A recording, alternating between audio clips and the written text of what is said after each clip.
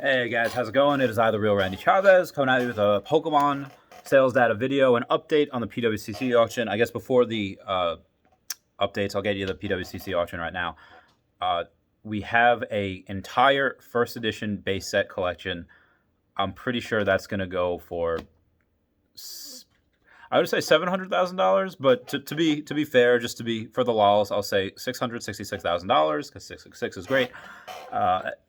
I've heard about other offers for this type of collection as low as $475, all of which being declined because it's the original base set. That's the first one. There's every single card's rookie card in there. A complete set like this you could have gotten in 2018 for $110,000. But a public sale, especially the one like PWCC, has not happened yet. So this is something that I do think you're going to see at well over $500,000, probably around $700,000 is what I'm thinking.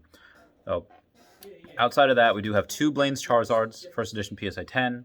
We have another Charizard first edition PSA 10. We have a lot of first edition PSA 10s out there. This is something, I don't know if a Poliwrath is out there. If it is, I had to say that's the last one sold for $30,000, which I was a little surprised because, like, based on everything else, like, okay, it's much higher than the other 10s would that you would think. Obviously not as high as the trio, the Trinity, Charizard, Blastoise, and Venusaur, but higher than stuff like Alakazam or even Hitmonchan. And I think part of the reason is because there's less than 100 PSA 10 copies out there. Same with Hitmonchan.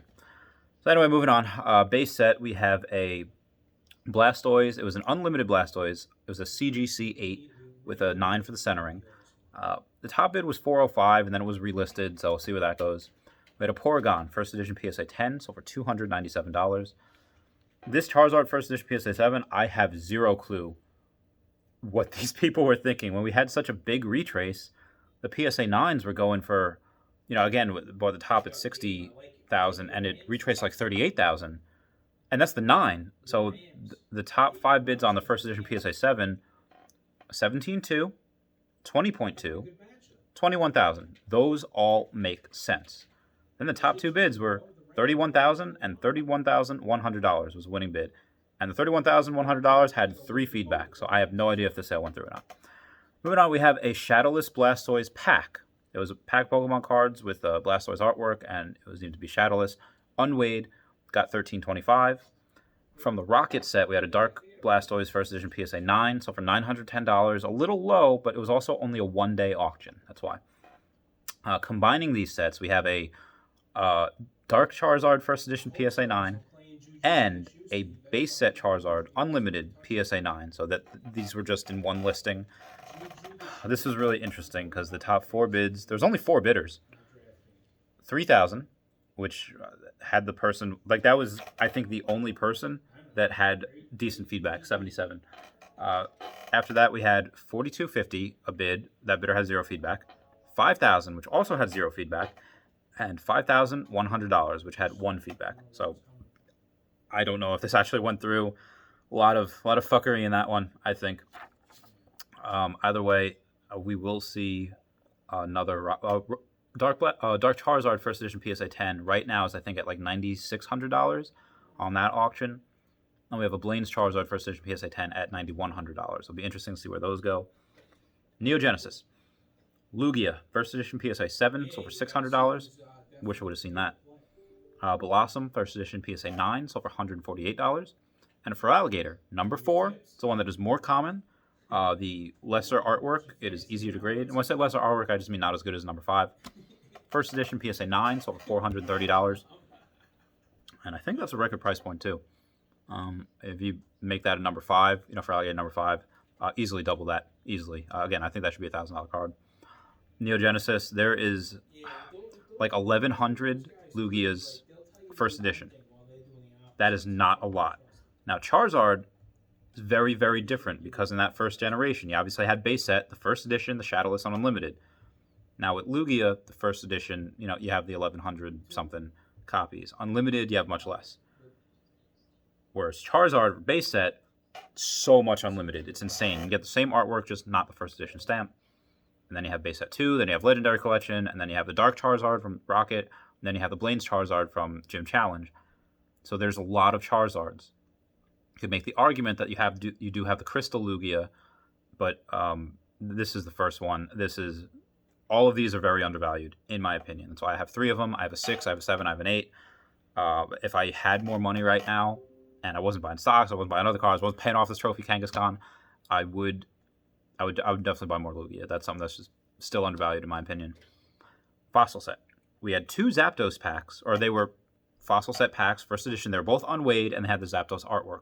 One sold for $480. Then a couple hours later, one sold for $571. Yeah, great job. Hitmonlee first edition PSA 9 sold for $400. I remember when I got a PSA 10 for $100. And then I sold it for $500. And I don't even know what they are now. Probably, I would just make a guess because this Hitmonlee first edition PSA 9 sold for $400. The 10 should probably be $1,500. $1,200 minimum, but it should be around $1,500. It's not there yet. If you can get it for under $1,000, it's a good buy. Gym Challenge. All right, we did have a Blaine's Charizard first edition raw. I would have given it an 8, but it only sold for $11.70. So that's where a lot of these raw ones that I think are really good condition, they're selling for a lot lower than I thought they would. And Blaine's Charizard first edition PSA 9, another retrace of $3,995. Even with this retrace, getting a first edition PSA 10 for under $10,000 is absolutely bananas cheap. Again, if I had more money, I'd totally buy some. Although my cost basis for that is probably like $650, so it's about like 13x. So anyway, Jungle Set. We had a Rhydon as first edition PSA 10, sold for $173. So not a ton of sales out to go over here today. We are going to have a lot more. SM Pratt has a CD Blastoise, and then he's got the Masaki set. It's not as a whole set. He's selling them individually. The Gengar recently, not his, but another one sold for over $3,000. I think the Alakazam is the next one. That would probably get maybe $1,000, maybe $1,500.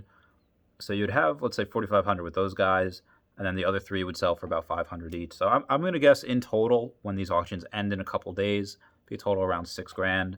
I paid $5,500 for the full set about a couple weeks ago.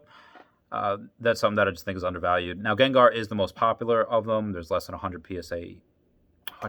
less than 100 PSA 9 copies. I'm not sure how many PSA 10 copies there were, but they're so hard to find. You just can't find them. Anyway, that is the news for today. I will keep you updated on the PWCC auctions. Once it goes live, I'll immediately bet like $3,000 or $5,000 on the Blaine's Charizard because I love it. And honestly, I'll just immediately put on that first edition base complete set. I'll just put, I don't know, I guess I'll just start it off with $50,000, and if obviously it's going to sell for well over 500,000, so well over 10 times that. But I'll just put it there just as a joke, or I'll even bid 69,000 just for the lols, and yeah, we'll go from there. I love you guys. I'll talk to you later. Please comment, like, and subscribe. Comments are good for the YouTube algorithm.